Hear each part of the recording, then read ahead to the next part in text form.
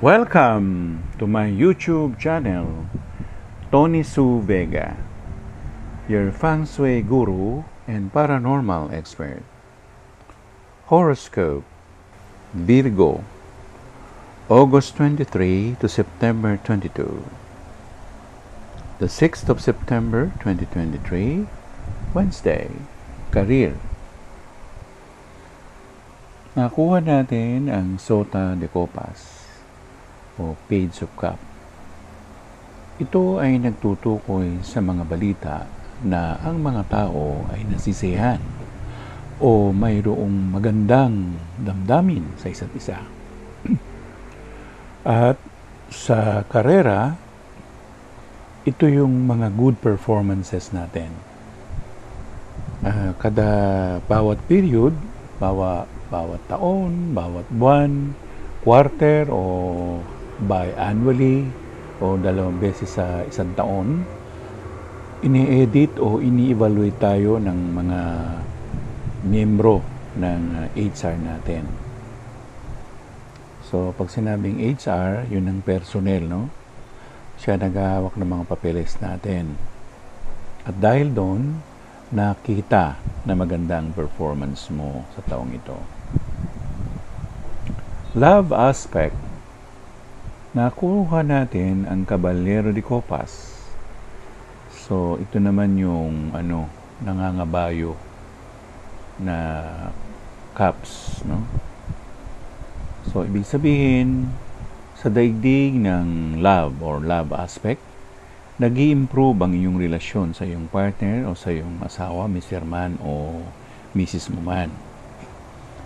At dahil dito, ang ibig sabihin nito, ikaw nagbabago na yung iyong behavior o yung attitude mo at sinusubukan mo ngang maging patas ang pagtrato mo sa isa't isa, pagtrato mo sa iyong kapartner o sa iyong misis o sa mga kagaya nun.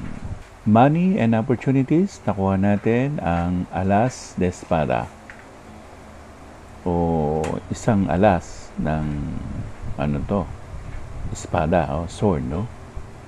Nagtutukoy ito sa mga panahon na may kinalaman sa winter, December, January, February of 2024. Kung hindi naman, indeterminate of one day, 1 week, 1 month. Ang sabi ay money and opportunities. Ang sinabi lang dito ay mas mainam na asikasuhin mo ang pag-abroad mo o pang-ibang bansa o magtrabaho roon dahil mas malaki ang sasahurin mo roon.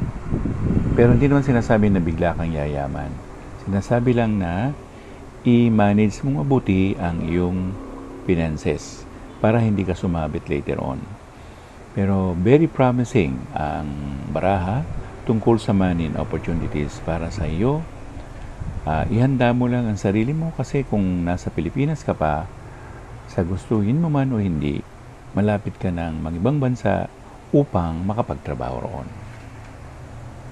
Life Coach. Nakuha natin ang Major Arcanum number 6, The Lovers. Yung lovers kasi hindi lang naman yan yung mangingibig, nag-iibigan, kundi kasama na yung mo dyan, mga kapitbahayan, katropa, o kagrupo. At kung ito ang life coach, ang ibig sabihin, magmahalan kayo as if kayo ay magkakapatid. Magmahalan tayo na parang nagtuturingan tayong pamilya sa isa't isa. Dahil ganoon talaga ang buhay. At lalago ang iyong mga kaibigan dahil dito. So, ang life coach ay love one another.